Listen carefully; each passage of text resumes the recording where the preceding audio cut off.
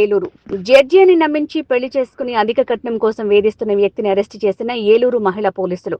నిందితుడిది రాజన్న సిరిసిల్ల జిల్లా వేములవాడకు చెందిన నామాల నరేందర్. గతంలో 3 కేసుల్లో నిందితుడు. 2022లో మ్యాట్రిమోనీ ద్వారా ఏలూరు కొత్తపేటకు చెందిన నిర్మలను పరిచయం చేసుకున్న నరేంద్ర అదే సంవత్సరం ఏలూరు ఆర్య సమాజంలో పెళ్లి చేసుకున్న నిందితుడు. పెళ్లి సమయంలో 25 లక్షలు కట్నం ఇచ్చినట్టు వెల్లడి.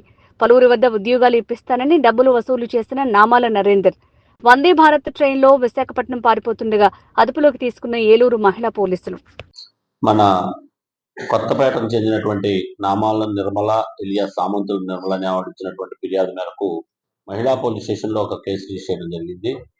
ఆ క్రైమ్ నంబర్ 164లో అంశాలు బట్టి ఇందులో ముద్దాయి అయినటువంటి ఈ నామాల నరేందర్ ఇలియాస్ నరేందర్ అనే అతను నామాల నరేందర్ అనే అతను మ్యాట్రిమోనీలో ఈ అమ్మాయికి పరిచయం అవుతాడు. పరిచయం అయిన తర్వాత కొంతకాలానికి ఈ అమ్మాయి వాళ్ళు ఇద్దరు ఒకరినొకరు ఇష్టపడినట్టుగా ఇతను మాయమాటలు చెప్పి అమ్మాయిని చేసుకోవడంతో వాళ్ళ తల్లిదండ్రులకు చెప్తే వాళ్ళ తల్లిదండ్రులు ఆ అమ్మాయిని చేయలేదు. తర్వాత వీరిద్దరూ కూడా 2019 ఆర్య సమాజంలో ఏలూరులో పెళ్లి చేసుకోవడం జరిగింది. తర్వాత తల్లిదండ్రులను ఒప్పించుకోవడానికి ప్రయత్నంలో భాగంగా ఈ అమ్మాయి వాళ్ళ తల్లిదండ్రులు చెప్తే తల్లిదండ్రులు సరే ఎలా పెళ్లి చేసుకుంది కదా అని చెప్పేసి పిలిపిస్తే ఇతను పిలిపించి తల్లిదండ్రులు పిలిపిస్తే మా వాడు జడ్జి కాబట్టి ఎక్కువ కట్నం ఇవ్వమని చెప్పారు. వీళ్ళు కూడా ఆ మాటలు నమ్మి 75 లక్షలు డిమాండ్ చేస్తే అప్పుడు ఉన్నటువంటి పరిస్థితుల్లో ఒక 25 లక్షలు ఇచ్చి ద్వారకా తిరుమలలో వివాహం చేయడం కూడా జరిగింది. తదుపరి ఇతను ఈ అమ్మాయిని తీసుకెళ్లి ఖమ్మంలోను అదేవిధంగా అక్కడి నుంచి ఇతను చీటింగ్ చేసుకుంటూ ఇతను జడ్జిని చెప్తూ నమ్మబలుకుతూ అలానే ఖమ్మంలోను తర్వాత వరంగల్లోను హైదరాబాద్లోను ఇతని మీద అనేక కేసులు పట్టడం జరిగింది. ఈ అమ్మాయిని కూడా హింసించడం జరగడంతో పాటు ఈ రోజు అతను జడ్జిని నమ్మబలకంతో పాటు మరలా 50 లక్షల రూపాయలు ఇస్తేనే కానీ ఈ కాపురం ఉండదని చెప్పేసి చేయడంతో ఆ అమ్మాయి ఏం చేసే దిక్కులేక తిరిగి ఏలూరు రావడం జరిగింది. ఏలూరు వచ్చి ఈ అమ్మాయి ఇక్కడ పోలీస్ స్టేషన్లో మన మహిళా పోలీస్ స్టేషన్లో రిపోర్ట్ చేయడం జరిగింది. దర్యాప్తులో భాగంగా వాళ్ళందరినీ కూడా పిలిపించి కౌన్సిలింగ్ చేయడం జరిగితే కూడా ఈయన కట్నం కోసమే ప్రయత్నం చేసి ఇతను దొరకటం మానేశాడు.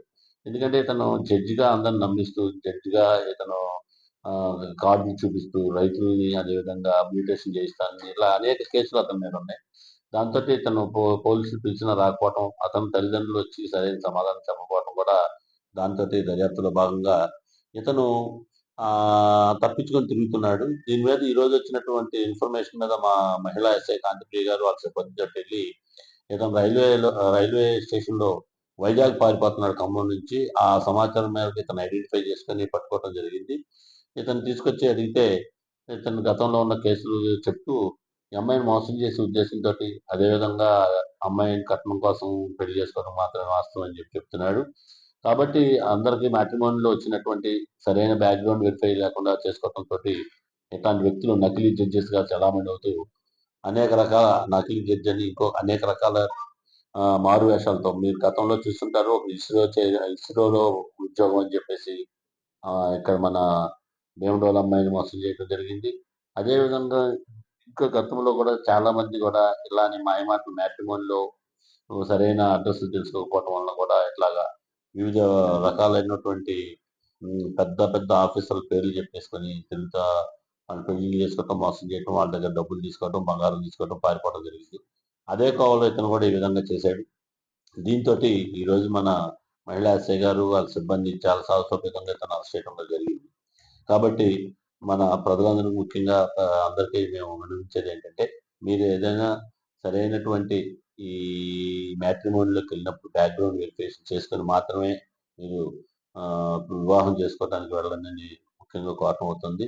అదేవిధంగా మీకు ఏదన్నా పోలీస్ శాఖ ద్వారా వెరిఫికేషన్ కావాలి, ఎవరి మీద అనుమానం ఉంది అని మీకు అనుమానం ఇస్తే మాకు 112 కాల్ చేసి అయినా కానీ లేదా మాకు ఉన్నటువంటి వాట్సాప్లో కానీ మీరు కనుక తెలియపరిస్తే మేము కాన్ఫిడెన్షియల్గా కూడా ఎంక్వైరీ చేసి మీకు అతని మీద ఏదైనా పాతగా క్రిమినల్ కేసులు ఉన్నాయా ఏంటనే మేము మీకు అందుబాటు చేస్తామని ఈ సందర్భంగా మీకు తెలియపరుస్తున్నాం. అదేవిధంగా ఈరోజు మా మహిళా ఎస్ఐ గారు తన సిబ్బందితో వెళ్ళి సాహసంగా ఇతను పట్టుకోవటం మాత్రం అభినందనీయం. డిపార్ట్మెంట్ ద్వారా మేము అందరం కూడా రివార్డ్ రోల్స్ పాటు చేస్తున్నాం. మ్యారేజ్ నేను చేసుకోలేదు, వరకు అయితే మాట్లాడుతుంది. ఈ జాబ్స్ ఇప్పిస్తానని చెప్పేసి కూడా అందరిని మోసం చేస్తూ జరుగుతుంది. అందుకని గతంలో ఇప్పుడైతే మాకున్న రికార్డు ప్రకారం మేము తెప్పించుకున్న రికార్డు ప్రకారం 3 కేసులు కనపడుతుంది. కానీ ఆ అమ్మాయి భార్య చెప్పడం అయితే 9 కేసులు ఉన్నాయని చెప్తాను. ఇదిగోరా ఈ గ్రేట్ జడ్జి గారు నువ్వు పక్కన నిలబడు అటు ఇటు జడ్జికి మరి ఇద్దరు ఎస్కాట్లు అవుతాట మన మిగతా ఫ్రెండ్స్ కూడా పెట్టండి కాస్త సూపర్